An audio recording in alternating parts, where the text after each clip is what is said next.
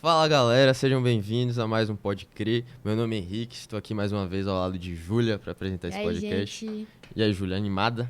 Rapaz, hoje a galera que foi convidada, meu Deus, responsa, hein? Hoje tá outro nível, a gente já tá com esses pauzinhos aqui de podcast, tá outro nível o negócio. Nossos dois convidados hoje são Teteco, Pastor Carlos Henrique. Muito obrigado E aí, por terem galera? PCH. Prazer estar aqui de novo. Se vocês quiserem se apresentar, o povo já conhece os dois muito, né? Mas... Não, mas eu vou ter que me apresentar porque tem gente que me chama de pastor PCH. O P do PCH já é de pastor. Então é PCH porque é pastor Carlos Henrique. É bom ressaltar, né? Uns me chamam de PC, outros me chamam de pastor Henrique, outros me chamam de pastor Carlos Henrique, outros me chamam de pastor Carlinhos. Não me chamam de pastor Carlinhos. Tem uma galera que me chama de Teteco aí, não sei porquê também. Mas é isso, né, Matheus? Tô feliz de estar aqui de novo. E eu acho que, como a maioria de vocês devem saber, né, eles dois são missionários de primeira categoria da nossa igreja. E a primeira pergunta que eu queria fazer pra gente começar essa conversa é como começou esse desejo de vocês por missões, por estar no campo missionário? Os mais jovens primeiro. Acho que comigo foi bem interessante, assim, desde quando eu era pequeno, né? Acho que assistindo aqueles DVDs da Ana Paula Valadão, do Diante do Trono, quem nunca imaginou fazer missões? Mas acho que isso foi crescendo no meu coração, o tempo que eu fui ficando mais maduro na fé, no sentido de buscar mais e entender um pouco daquilo que Deus tinha pra mim como propósito, como missão, como chamado, né? Mas uma coisa legal, quando eu fui de verdade pra missão, assim, foi no Congresso Missionário, que tá chegando aí. O Congresso Missionário, eu acho que foi um ato e um momento muito importante pra mim, pra despertar esse chamado, né? E conversando um pouco com algumas pessoas, alguns missionários, a gente pode perceber a necessidade que o campo tem, a necessidade que as pessoas têm de saber quem é Jesus de verdade, não de uma forma que aparenta ser alguma coisa, mas de uma forma vivida, Jesus de uma forma escancarada e real, né? Então acho que esse meu desejo por apresentar quem era Jesus, aquele Jesus que eu vivia, e por conhecer mais pessoas e fazer com que elas fossem discípulos de Jesus como eu. Então acho que esse foi o meu maior despertamento nesse sentido de missões. Que bênção. Eu fui ordenado pastor bem jovem. Eu tinha 23 anos, na realidade, e seminário e tudo. E desde cedo, sempre tive muito envolvido com evangelismo. Uma pessoa que me ajudou muito na minha caminhada, me discipulou, me levava para as ruas, eu ia fazer evangelismo, isso fazia parte, era normal da minha vida. Só que teve um momento assim que eu li Gênesis 12, Deus falando para Abraão, sai da tua terra, da tua parentela. Aí eu senti que era um chamado transcultural. O chamado meu, da minha esposa, é um chamado transcultural. Tudo que a gente tem feito na vida é transcultural, a gente está nessa igreja, tudo que a gente está envolvido aqui, você pode ter certeza, tem alguma coisa do transcultural. O que é isso? Para as nações. Isso foi crescendo. E uma vez eu fui para a primeira conferência que eu fui, no Paraguai, eu tive uma infecção intestinal, pensei que eu ia morrer. Nossa. E lá no meio da madrugada, eu passando mal, um rapaz veio e disse assim, irmão, você está passando mal, vamos para a vigília. Aí eu fui mal demais. Cheguei lá no meio da vigília, eles começaram a orar pelo mundo muçulmano. Assim, nada demais, não mostraram o vídeo nem nada. E eu comecei a chorar, chorei muito. E eu estou enrolado com o mundo muçulmano até hoje. Longa história. Longa história, né? Assim, a gente tem... Muitas pessoas ficam na dúvida, assim... Todos nós cristãos temos um chamado missionário. Qual a diferença, assim, entre... A gente tem um chamado para fora... Todo mundo tem esse chamado, assim, como cristãos? Ou é uma coisa específica para certas pessoas? Acho que as pessoas confundem chamado missionário com o chamado de pregar o evangelho. Todos nós somos chamados para pregar o evangelho. Ide ou indo por todo mundo, pregai o evangelho. Isso não é para algumas pessoas. As pessoas confundem sair, fazer evangelismo, não tenho jeito, não sei, acho que não é meu chamado. Todos nós somos chamados para pregar o evangelho. E todos nós temos o ministério da reconciliação, que Paulo diz em Coríntios. Todos nós. Levar a mensagem do evangelho para reconciliar as pessoas com Deus. Então, nesse aspecto, todos nós temos um chamado. Agora, o chamado missionário mesmo, a palavra missionário, tem a ver com o transcultural. É você sair da sua cultura e ir para outro local. Alguns têm, não são todos. Não tem nenhum problema. Deus chama quem Ele quer. A seara é dele, Ele chama quem Ele quer. A verdade é que eu conheço, por exemplo, pessoas que tiveram uma experiência transcultural, voltaram e disseram assim, eu não sou chamado para isso. Entendeu? Outros voltaram, estão lá no campo até hoje. Em relação a isso de ir para outra cultura, ir para outra cosmovisão e tal, como seria, tipo, na prática, essa relocação ou readaptação em relação à cosmovisão do outro para pregar o evangelho? Tipo, o que é que vocês acham que é a principal habilidade que deve ser desenvolvida e tal, para ter essa troca de cosmovisões e atingir o evangelho? Acho que... Fala, pastor. Pode falar. Acho que falando da minha experiência um pouco do que eu passei agora no sertão, é uma realidade diferente da nossa. Eu fiquei numa comunidade que tinha mais ou menos 2.000 pessoas, 2.000 habitantes, né? Então era uma comunidade muito pequena. Elas só entendiam, conheciam algo que elas realmente viviam ali. Então, muita gente não sonhava, muita gente não tinha nenhuma perspectiva de futuro, assim, relacionada ao que a gente tem hoje, né? Na nossa cidade, por exemplo. Então, para mim, o meu maior desafio foi entender essas coisas e ser como um deles. Passar a ser como um deles, passar a conversar sobre as mesmas coisas, entender os conceitos, conversar com eles de uma forma natural, com que eu não estava sendo uma pessoa diferente, vindo de um outro lugar que eles nunca conheceram, e fazendo coisas, ou pregando, ou tipo assim, jogando bola com a galera. Tudo isso eu tentava mostrar para eles que qualquer pessoa que é cristão de verdade, qualquer pessoa que tem um relacionamento com Jesus, pode ver essas coisas de uma forma mais tranquila, de uma forma do dia a dia, né? Então acho que ficar completamente imerso naquele lugar e entender onde você está pisando e quem são as pessoas com que você está convivendo é extremamente importante para você estabelecer as relações e entender aquilo que você vai falar, como você vai falar, do jeito que você vai falar, para que acho que a mensagem possa ser passada da melhor forma, né? Muito legal. Para mim, o meu exemplo maior de adaptação, de cosmovisão, é o Filho de Deus mesmo. Quando eu penso em Jesus, fico pensando, gente, que coisa incrível. Como é que Deus se faz carne? Eu sou apaixonado pela encarnação. Porque eu fico pensando, gente, sem brincadeira, eu já estive no Oriente Médio, em alguns lugares, no Norte da África, eu fico pensando, meu Deus do céu, aquela cultura, ele se sujeitou. Ele não se sujeitou só a um sistema, mas à cultura. Ele se adaptou na cultura, ele era judeu, ele comia como as pessoas comiam, ele falava aramaico, hebraico. É incrível o exemplo do Filho de Deus. Esse é o exemplo para mim de você entrar numa outra cultura. Você tem que vestir a roupa deles. No sentido de encarnar e entender o que eles vivem. Por exemplo, uma área que eu estou bem envolvido com o mundo muçulmano, as pessoas não entendem o muçulmano. As pessoas acham que o muçulmano está soltando bomba e matando todo mundo. O que ele pensa? Quem é Deus para ele? Por que eles fazem o que eles fazem? Se a gente não entender isso, esquece, querido. Não tem uma palavra mágica. Eu chego lá, prego o evangelho, aí todo mundo vai se converter. Não existe isso. A comunicação, para chegar até eles, tem que ser numa compreensão.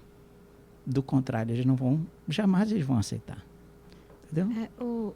O próprio, esqueci o nome do escritor agora, mas o cara que fez o Totem da Paz. Don Richardson. Isso, Don Richardson. Ele fala, inclusive, que acredita que todas as religiões possuem um feixe, entre aspas, que liga as outras culturas ao evangelho. Então isso até é uma prova de que Cristo ele encarnou para todos e não para um sistema, como o pastor acabou de falar. Exatamente. Isso é muito bonito, né? Isso que você falou é interessante, sabe por quê? Eu, pela graça de Deus, não estou me gabando, estou falando sério, mas eu conheci Don Richardson quando ele esteve no Brasil. Caramba. Caraca. Né? E eu não falava inglês. Eu fui numa conferência missionária lá em Belo Horizonte, na Igreja Batista da Floresta, e eu fiquei chocado com a história do Totem da Paz. Foi a primeira vez que eu ouvi.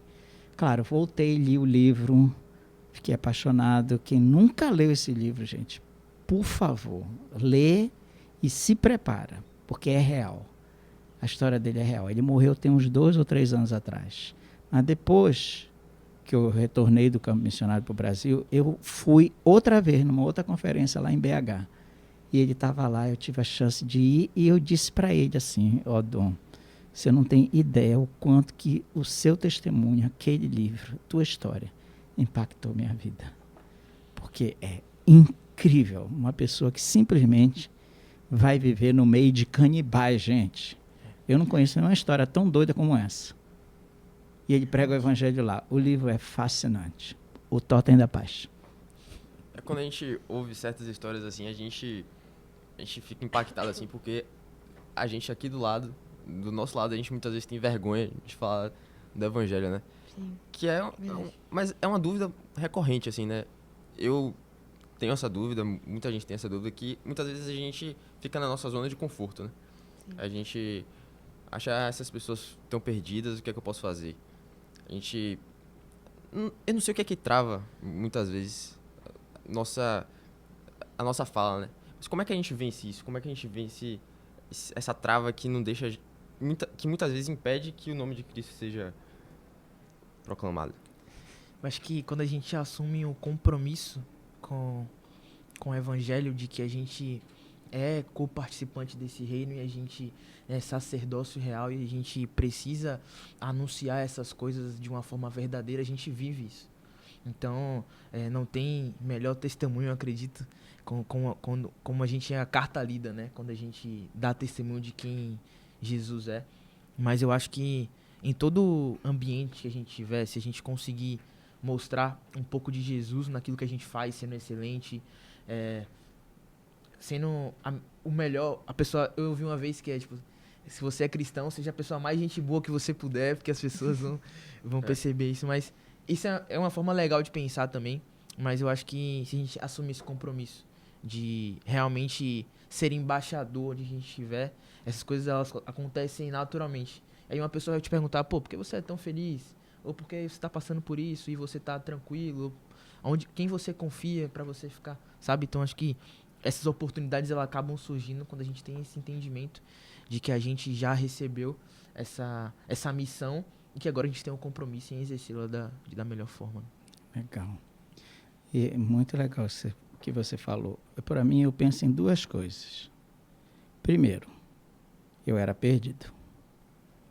Eu estava morto no meu pecado. Efésios 2, vai para lá. Eu vejo essa minha figura antes de Cristo. E eu vejo que ele me transportou do reino das trevas para o reino do Filho de Deus, que é o reino do Filho do seu amor. Quantos de nós temos consciência que as pessoas verdadeiramente estão nas trevas? Eu acho que a gente vive no mundo muito assim, meu amigo e tal. Nós não sabemos da gravidade. Uhum. E Nossa, outra é coisa, verdade. nós achamos que essas pessoas, no fundo, Deus vai dar um jeitinho delas ouvirem para elas serem salvas. Então, não tem uma urgência no nosso coração. Então, eu tenho uma urgência. Eu falo naturalmente, mas eu falo com caixa do supermercado, eu falo com Uber, eu falo em qualquer lugar, cara. Não quero nem saber. Porque eu sei que as pessoas estão perdidas. Estão nas trevas. Eu tenho a luz de Cristo. Eu tenho algo super especial para oferecer. Eu não hesito. Não me sinto cobrado, pesado com isso. É natural, eu falo, não quero nem saber. Eu falo, a chance que Deus me der, eu falo. As pessoas estão perdidas. Estão debaixo de condenação. Eu tenho uma solução. Eu posso oferecer algo para elas saírem dessa situação. Tem até algo que, acho que foi o pastor Paulo que falou na vigília, que pregar o evangelho é como se fosse um mendigo falando pro outro que achou comida, né? Porque a gente é tão ruim, a gente não merece essa graça que a gente tem, mas a gente encontrou pelo amor, pela misericórdia de Deus. Então por que a gente não vai falar pra quem tá do nosso lado, né? Certo. Que precisa tanto quanto nós, né? Então, essa mentalidade... E em relação a isso que você falou, da escuridão em que a gente está mergulhado, só que a gente está em posição de luz. Tem um pastor dinamarquês que ele fala o seguinte: a gente não pode ser lâmpada que tem interruptor. A gente precisa ser ligado o tempo todo. Isso. Que eu acho isso muito bonito, porque às vezes a gente escolhe momentos. Eu estava até falando isso antes de começar aqui, que era em relação ao impulso. Tipo, eu acho que às vezes, principalmente a gente, jovem e adolescente, que a gente escolhe momentos em que a gente está com muita vontade de fazer aquilo para pregar o evangelho. E eu acho que isso às vezes atrapalha, porque não cria uma rotina, cria uma dependência da espontaneidade. E aí o Espírito Santo às vezes não trabalha com isso, né? Trabalha mais com a devoção diária e tal. Verdade. E é um fluir, entendeu? Sim. Por exemplo, meus filhos foram educados a amar o Senhor e falar do Senhor. Então, às vezes as pessoas ficavam, mas tem tanta facilidade de falar. Normal, faz parte da vida deles. Não tem vergonha. É porque nós vivemos num sistema muito dentro de igreja. Esse sistema dentro de igreja é bênção. Mas o evangelho que eu conheço, que dá fruto, que glorifica a Deus, desculpa aí, viu? Não é o evangelho dentro da igreja, não. É o evangelho fora da igreja. É a luz de Cristo. Eu já falei tantas vezes. Eu digo que se... É uma heresia aqui, né? Se Jesus tivesse que vir fazer uma visitinha aqui, antes dele voltar, isso é heresia, tá? Ele não viria para o nosso culto. Não estaria sentado no nosso culto, recebendo todas as homenagens. Eu sei onde é que ele estaria. Nas ruas. Com os rejeitados, os viciados, os que estão tentando suicídio. Era lá que eu ia encontrar Cristo. Eu quero estar onde ele está. Eu curto a igreja, viu, gente? Para deixar claro, né? É uma coisa até que eu... Obviamente a gente não tem tanta experiência assim na vida missionária, né? Mas Sim. uma coisa que eu percebi na viagem missionária, que a gente fez lá pra Orolândia, Ouro City. Gol de lente. que às vezes a gente complica demais. A gente acha que é um bicho de 7 cabeças a gente falar de Jesus pra alguém. Sim. Mas quando a gente tá lá, que era nossa obrigação fazer isso, que na verdade é sempre, né? Mas a gente chegava lá, falava com as pessoas qual é o sentido da sua vida, no que você acredita. Coisa simples. Você conversa com alguém assim que você nunca viu na vida, talvez você nunca mais veja, mas você deixou ali uma semente no coração dessa pessoa, né? Isso não tem preço. Eu acho que, inclusive, na viagem, muita gente, inclusive, no primeiro momento da viagem, eu também fiquei meio assim, que foi usar como motivo o fato de que eu não vou ver mais aquelas pessoas. Sim. Eu, tipo, vou pregar, não vou ver mais. Então, mas depois, inclusive, foi no domingo, de manhã, eu tava conversando com o Ian, e aí ele falou lá que, cara, não é pra você usar isso como justificativa, pelo contrário, é pra você querer ver essas pessoas de novo, até pra você ver se fez algum sentido você estar aqui hoje. Então, tipo, isso que o Rick falou é muito verdade, que eu acho que a gente... acho que até por conta do julgamento também, medo da perseguição, talvez. E, tipo, criar esse medo interno de, não vou falar não, tô com vergonha aqui, sei lá, vai que ele me julga, vai que vai me esculachar, vai me linchar aqui, dizendo que eu sou crente e tal. Acho que fica essa barreira. Inclusive, puxando um gancho, tipo, como é que vocês tiveram essa liberdade, assim, de chegar na pessoa e começar a falar e tirar esse bloqueio de medo, vergonha, até gaguejo, essas coisas? Eu acho que... Assim, eu nunca tive esse problema, vamos dizer assim. Eu nunca fui uma pessoa introvertida, né? Acho que faz parte um pouco da minha personalidade. Então eu sempre falei um pouco com facilidade.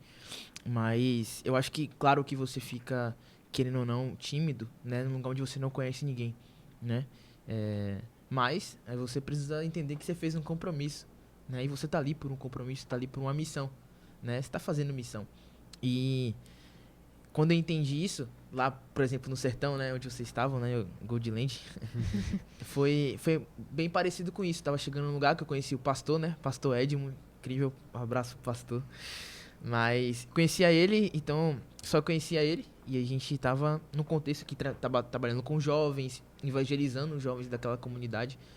Então, pra mim, o maior ponto, assim, de timidez e tudo mais foi no fato de conhecer e como saber me aproximar deles, no sentido com que eles entendessem que eu era alguém como eles, mas que também eu tava trazendo uma mensagem na qual eles precisavam ouvir, né? Eles querendo ou não, eles precisavam ouvir, né? Achando que precisam ou não. Então, a gente, como o pastor falou, muito bem colocado, as pessoas elas estão perdidas, né? E trazer isso de uma forma verdadeira e genuína, sendo quem você é, eu acho que é muito importante. Da forma que você é. Claro que é importante a gente ser... como é que eu posso falar? Mais incisivo, É legal, mas assim, não é um pré-requisito, eu acho, né? Não sei, o pastor pode falar melhor do que eu. Não sei se é um pré-requisito para que você seja um missionário ou que você Ser fale. extrovertido? Você ser tranquilo. Acho que não. Eu tenho certeza que ninguém vai acreditar que eu era tímido. Mentira, sério? Não vai Certeza mesmo. absoluta, ninguém vai acreditar. Verdade. Mas eu já falei isso algumas vezes. Eu era da pessoa assim que se a professora dissesse, Carlos Henrique, fique em pé, fala alguma coisa. Na minha época era assim, fique em pé, aparece lá na frente de todo mundo. Eu esqueci até quem eu era, de tão nervoso que eu ficava, super tímido. Agora, tem uma coisa que fez muita diferença na minha vida, é quando eu entendi que a presença de Deus na minha vida me faz diferente. Uhum. Então, vergonha, timidez, não sei falar, não conheço. Eu amo a proposta que Jesus disse assim, vocês vão ser perseguidos, vocês vão se apresentar diante de reis, vocês não precisam se preocupar com o que vocês vão falar, porque o Espírito Santo vai dar as palavras para vocês. Eu amo essa proposta, é como se eu fosse assim, e agora? Vamos lá, Espírito Santo, estou aqui na frente dessa pessoa, manda aí. Uhum. Essa liberdade para o Espírito Santo vir e ser o teu parceiro, porque é Deus que está te usando. Sem enfeite nem nada. Meu Deus, eu já levei pessoas aqui dentro do avião, no ônibus, dentro de ônibus, sentar na rodoviária. Mas sim, isso não é estrelismo, não. Uhum. Normal. Você está bem? Natural, né? Uma vez eu estava passando na rua, eu vi uma senhora sentada na praça, eu estava com os folhetos dentro da minha mochila. Aí eu senti assim, o Espírito Santo dizendo, se aproxima daquela senhora. Eu estava indo para uma reunião de oração. Olha só, Jesus tem misericórdia. Eu achei que a reunião de oração era mais importante. Eu falei, não, vou embora. Quando eu passei por ela, o Espírito Santo, volta. Eu falei, o Espírito Santo está falando para eu voltar? Eu voltei. Já fui assim, já senti um ânimo, me aproximei dela e disse assim, senhora, se a senhora está bem, olha agora, você pega uma pessoa que está sentada numa praça e qual é a sua cara de pau para você dizer, senhora está bem? Ela olhou assim para mim, começou a chorar. Aí eu, opa, está acontecendo alguma coisa aqui. Posso orar pela senhora? Aí ela baixou a cabeça. Quando eu comecei a orar, o demônio se manifestou. Eu tomei um susto, vocês não têm ideia. Né? Porque essas coisas de demônio é outro papo. Eu tomei um susto, eu dei um pulo assim, e eu repreendi, em nome de Jesus, você sai dela agora.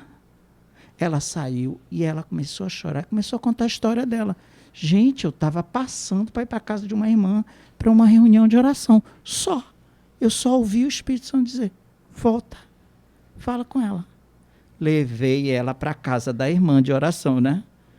Para ela poder tomar um banho. Ela contou toda a história dela, o que ela estava envolvida, para a gente poder ajudar aquela pessoa. Então, essa agenda do Espírito Santo, essa agenda de Deus, Eu amo.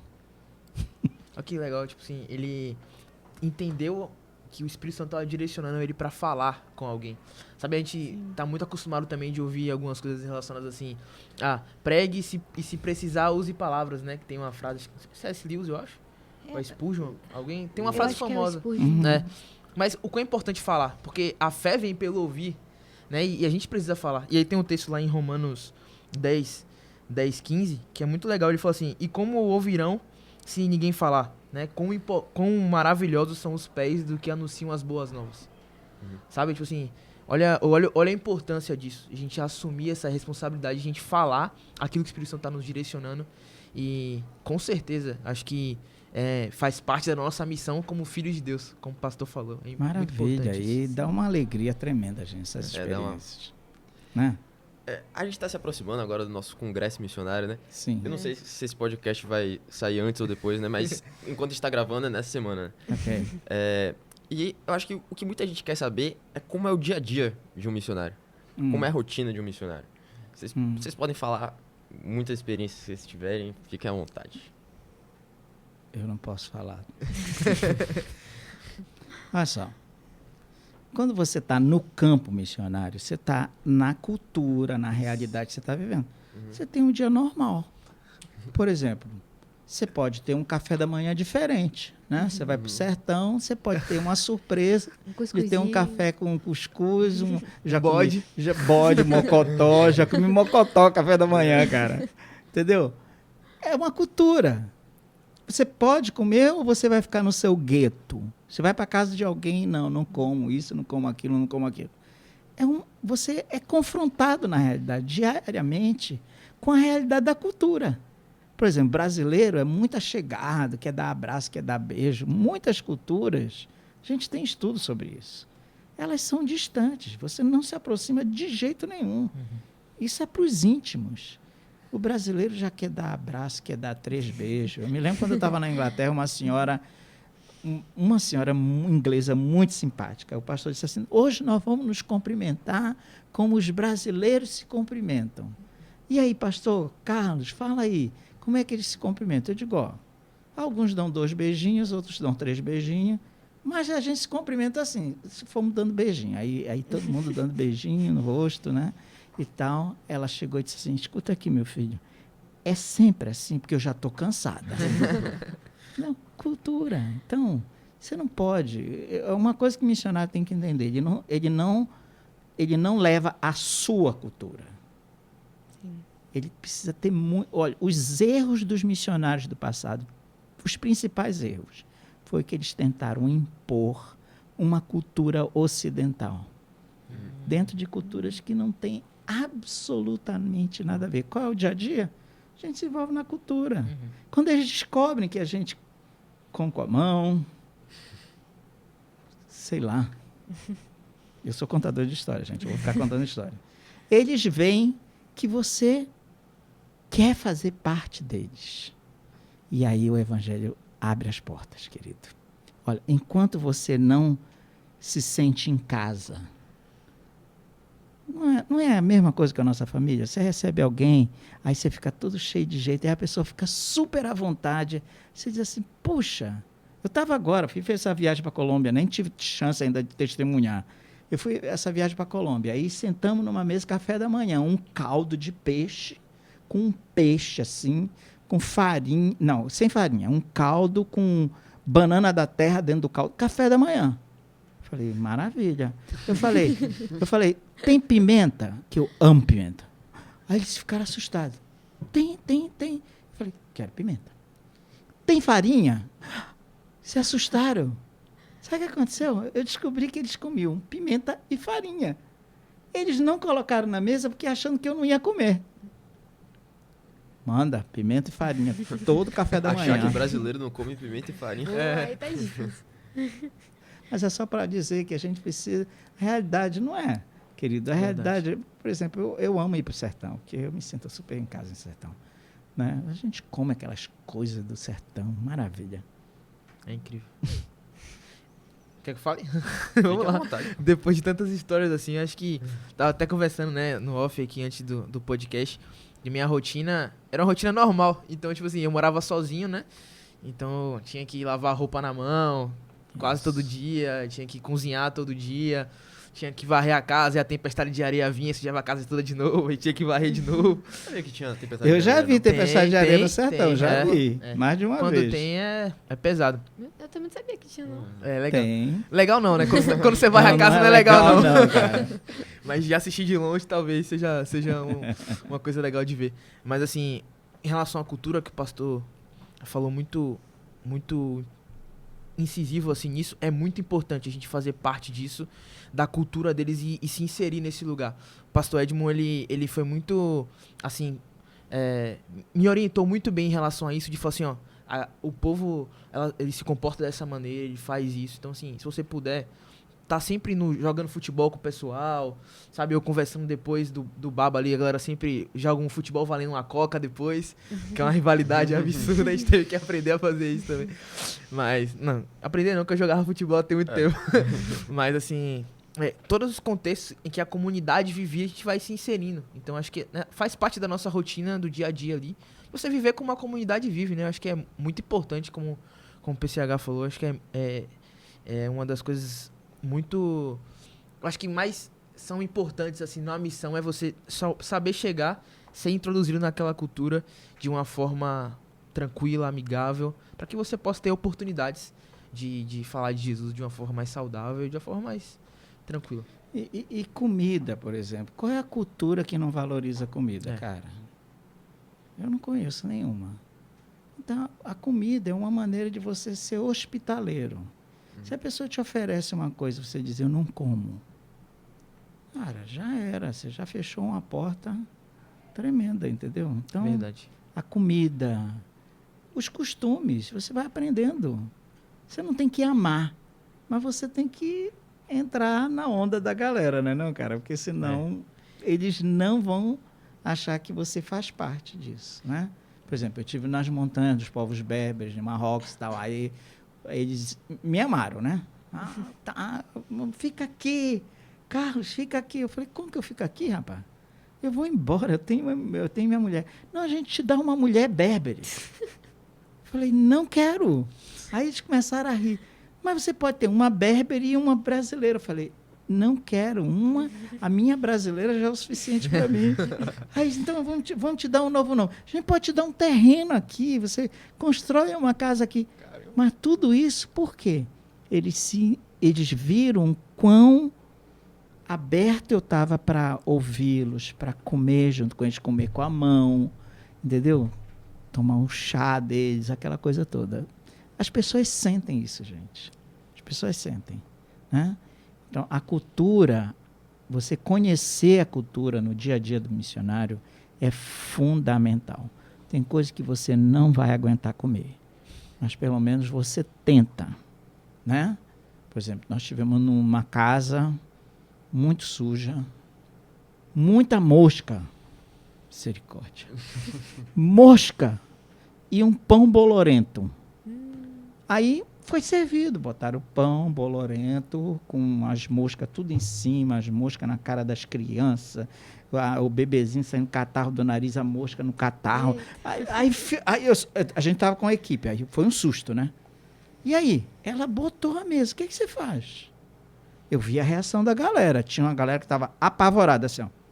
Ora e come. Sabe o que eu fiz? Nem orei, querido, nem deu tempo, ó. Eu peguei a mão no pão bolorento, logo nesse. Melei no azeite. Já tô, e o outro, vamos ali, vamos beber água. Gente, é cultura. Aí o cara pegou na minha mão, saiu andando comigo de mão dada. 2 caras. Ai, cara. Ainda bem que não tinha ninguém filmando, mas eu olhei para trás, o meu amigo canadense estava vendo. Eu olhei assim com um sentimento de culpa. Que eu estava de mão dada com um cara andando. Que faz parte de algumas culturas, os homens andam de mão dada. Eu estava mal pra caramba. Fui andando, ele parou numa casa e disse, água. Veio um copo assim, imunda água. Eu não pensei 2 vezes, tomei a água, acabou. Aí você diz assim, isso é para algumas pessoas. Está aqui dentro da gente. Aí eu me lembro de Jesus. Ele desceu, tomou água suja, comeu comida com mosca, pão bolorento, seja lá o que for. Ele fez, ele me dá forças para fazer. Eu creio. Entrando agora num assunto um pouquinho mais sério, que é a perseguição, né? Que a gente sabe que acontece em muitos países, que a gente não pode falar, né? Do evangelho. Então, eu acho que talvez esse seja o maior desafio, né? De missões. Seja a perseguição. Como é que a gente lida com a perseguição? Mesmo aqui ou no campo missionário, né? Na missão transcultural. Qual foi a tua experiência? Acho que perseguição, Não tive essa experiência. Olha só, a minha experiência. O muçulmano, eu estou falando isso que eu já tive vários países fazendo campanha entre os muçulmanos. Eles têm uma cosmovisão. A cosmovisão, por exemplo, do muçulmano é: ou você é da casa de Alá, e disse não é parecido com a nossa, ou você não é. Nós falamos o quê? Ou você é do Senhor, ou você não é do Senhor, não é? Sim. Só que eles dizem o seguinte: aqueles que não são da casa de Alá, que é o Deus, né, que eles chamam, é infiel. Então, o infiel para eles têm que ser trazidos para dentro da casa de Alá. Eles têm que vir por bem, mas se não vierem por bem, eles vêm por mal. Então, aí esse conceito é o conceito da perseguição. Eles vão fazer. E se você não quer, eles têm o direito de matar você, porque você é infiel. Entendeu? Então, já fui. Sim, eu tive algumas experiências no Marrocos e graças a Deus que Deus nos livrou. E até mesmo na Índia, quando eu fui uma vez com a Rosana representando a nossa igreja, o pastor Marcos pediu, nós fomos para a Índia e nós fomos, a polícia ficou no nosso pé o tempo todo, querendo saber o nosso paradeiro. E no último dia, eles foram bater lá no hotel, a gente já tinha se mandado. Entendeu?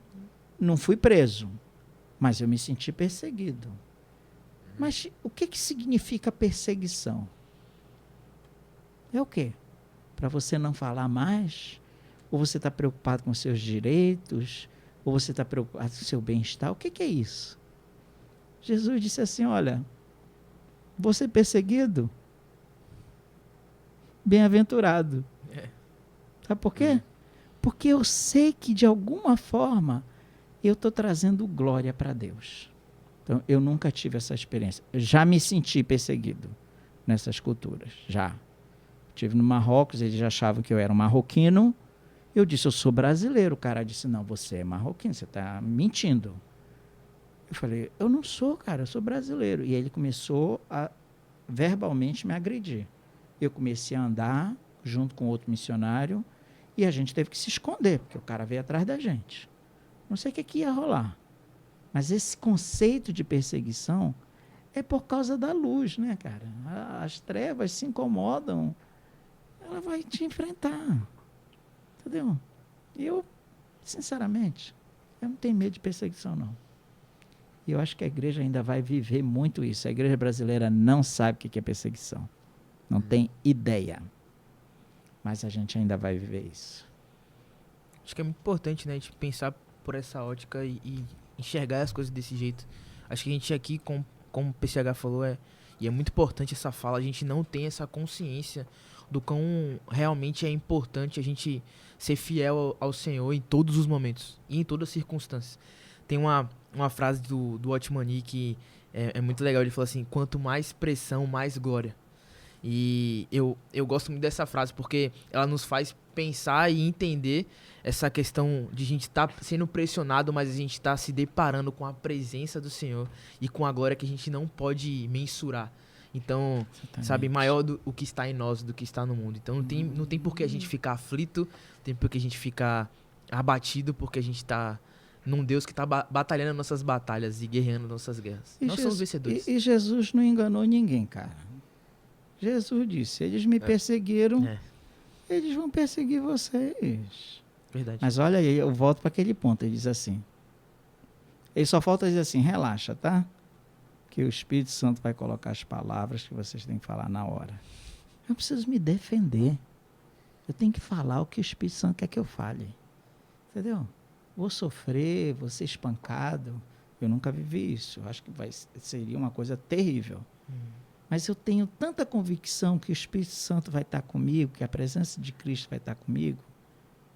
Cara, eu não sou super crente, não, super pastor, não.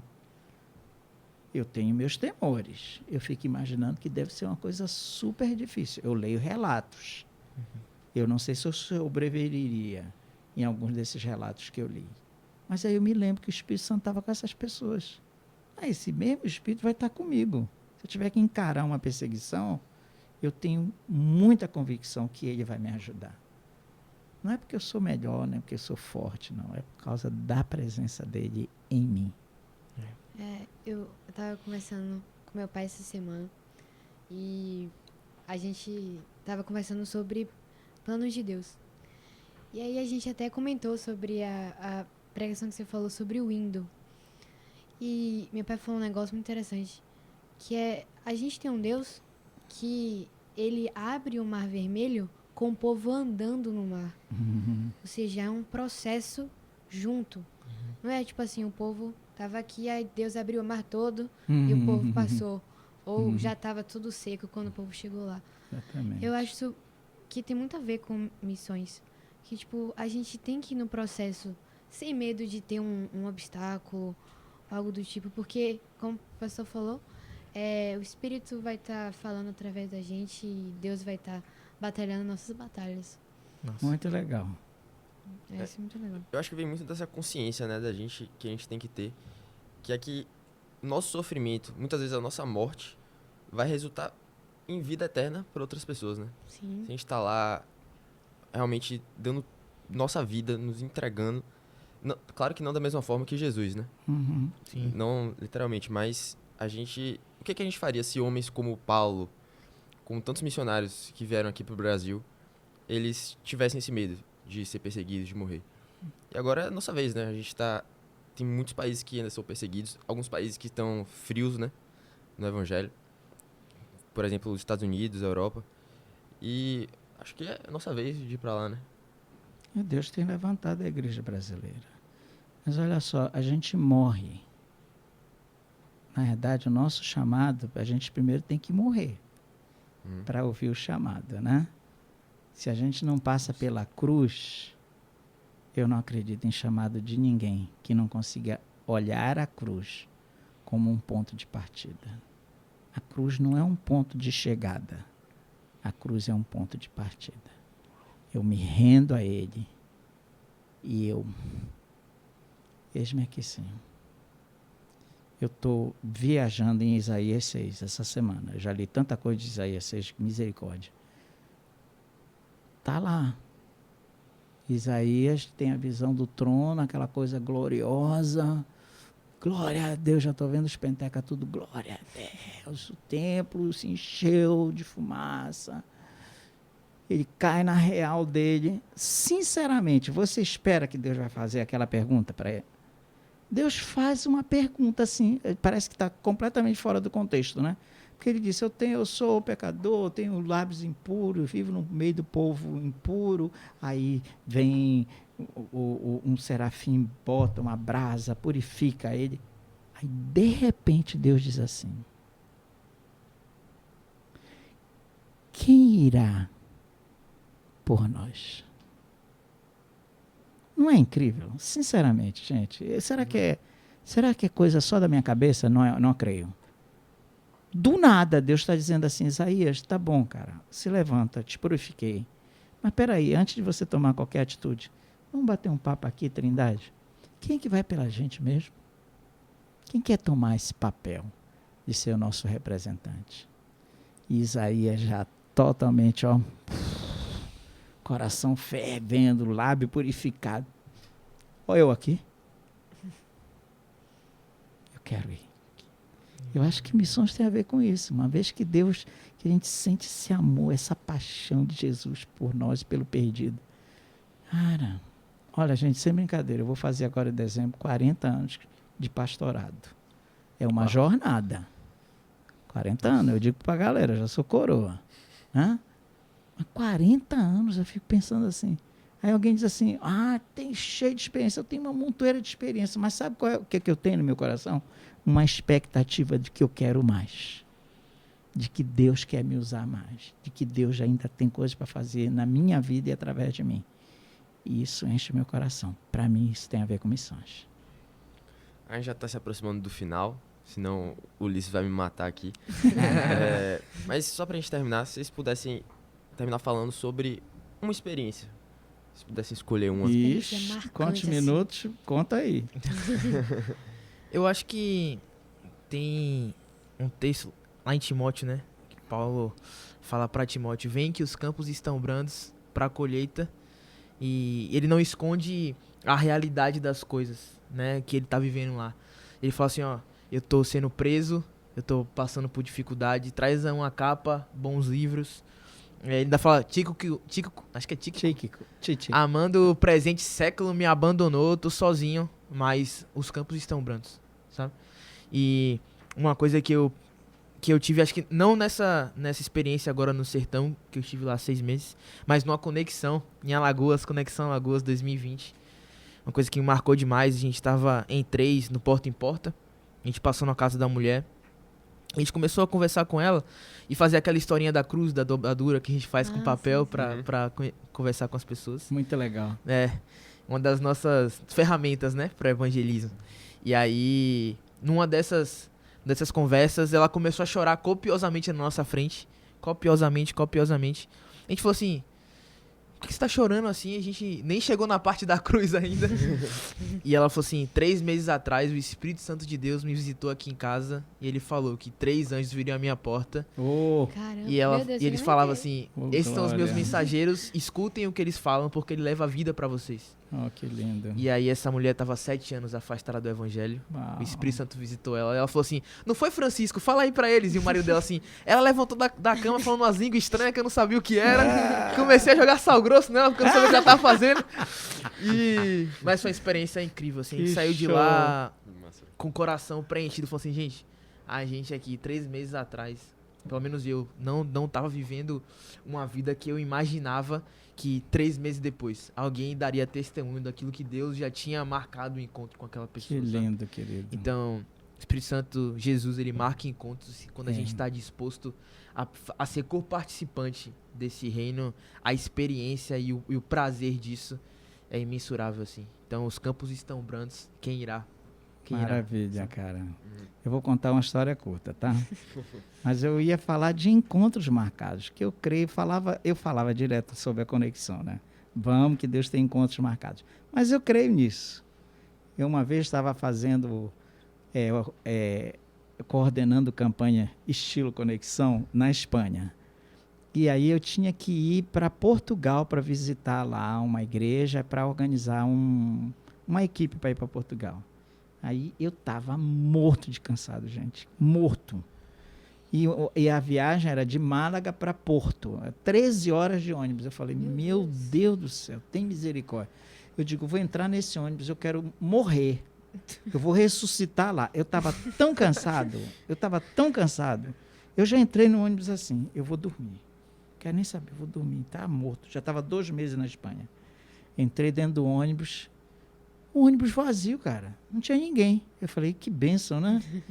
Entra uma moça, falando em espanhol. Ai, tudo bem?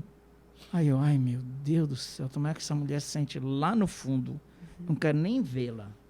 Hã? O ônibus mal saiu, só estava eu e ela dentro do ônibus. Já não é legal, né? Aí ela veio e sentou do meu lado. Oi, tudo bem? Aí eu me controlei assim para não dar um fora nela, né? Aí ela disse assim, você é da onde? Eu falei, eu sou brasileira. Ela, eu também. Cara, ela não fechou o bico, cara. Ela falou. Aí, de repente, dentro de mim, o Espírito Santo disse assim, você queria dormir? Você queria descansar? Olha aqui. Então, às vezes, nós não estamos dispostos. A verdade é essa. E eu entendi que eu deveria testemunhar. Eu falei de Cristo para ela. Ela se entregou a Cristo dentro daquele ônibus, em lágrimas. E eu nunca mais vi essa moça. Mas uma coisa eu sei. eu obedeci. Eu poderia não ter obedecido. Eu poderia ter ficado na minha zona de conforto. Eu quero dormir. Legal, brasileira, tchau. E eu obedeci à voz de Deus. Mesmo cansado, claro que depois encheu meu coração de alegria. E eu vibrei, estou contando essa história até hoje, né? Muito obrigado. Prazer. Teco. Prazer também. Fala pro pessoal, né, que isso aqui é só um aquecimento. A gente vai ter essa semana o nosso congresso missionário. Todo mundo lá, né? Então, você adora, pelo amor de Deus, vá pro congresso missionário. É uma bênção. Não ter Perca muitas não. oficinas. Vai ser bênção demais. Conheço o preletor, viu? Ele é gente boa demais. Ele é uma bênção. Muito Prazer, viu? Obrigado pelo convite. Uma Eu honra. também tô Que aqui extasiado. Muito legal aprender com vocês. PCH também dispensa comentários. Pô, seu testemunho Então, lindo, cara. Muito obrigado mesmo. Prazer estar com vocês. Obrigado. Obrigado, gente. Obrigada. Tchau. Gente, se inscrevam, curtam. Compartilhem, gente. Ó, só pra você ter ideia. Se isso aqui foi... esse tempo que a gente teve aqui foi de conversa sobre missões. E vocês gostaram. Imagine o pessoal que não viu ainda. Então compartilhem. Pra eles gostarem também. E, tipo assim, eu mesmo já quero marcar um café com o PCH. Porque eu quero saber das histórias. Sou contador de história, cara. Eu conto história pra todo mundo. Me chama pra esse café aí que eu tô dentro. Eu também, pelo amor de Deus. Pronto, já tá marcado já. É isso, gente. Prazer, É isso, gente. gente. Valeu, galera. Valeu. Bênção. Tchau.